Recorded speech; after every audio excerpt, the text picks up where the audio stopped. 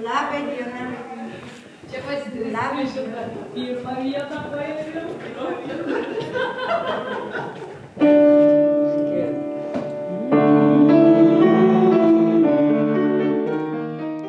Druskininkų Mikalojaus Konstantino Čiurlionio meno mokykloje po choro dirigavimo studijų Lietuvos muzikos ir teatro akademijoje pradėjusi dirbti choro meno vadovė ir dirigentė Inga Vagnoriūtė prieš beveik 9 metus subūrė chorą skambiu pavadinimu Druskininkai.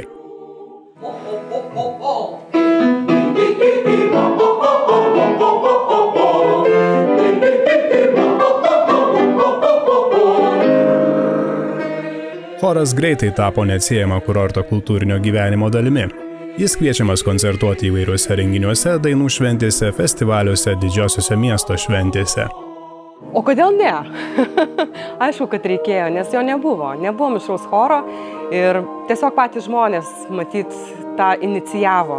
Man reikėjo tik tai, kaip suburtų lazdeles spraktelėti ir tiesiog jie patys susirinko. Tai yra žmonės, kuriems tai patinka, kurie tą myli ir dėl to, matyt, ir reikėjo druskininkam tokio kolektyvo.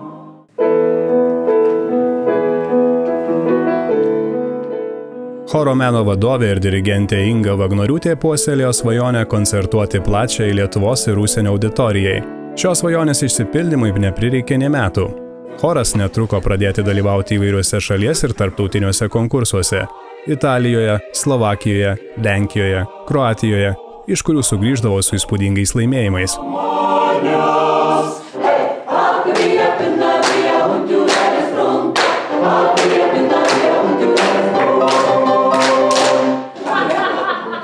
Tarptautiniai chorų konkursai tai yra iš tikrųjų didelė paskata chorui tobulėti visų pirma.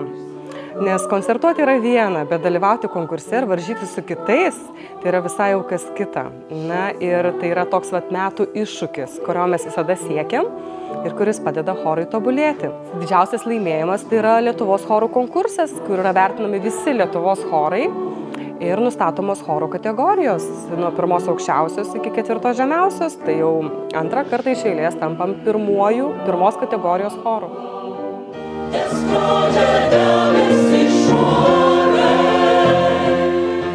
Choras Druskininkai savo profesionalumą jau ne kartą įrodė tarptautiniuose chorų konkursuose, kuriuose pelnė aukso ir sidabro diplomus, tačiau kolektyvo nariai ir jų vadovė labiausiai mėgaujasi pačiu buvimu chore, šiltu bendravimu ir tuo, kad visi jie yra tarsi viena šeima, komanda garsinanti druskininkus.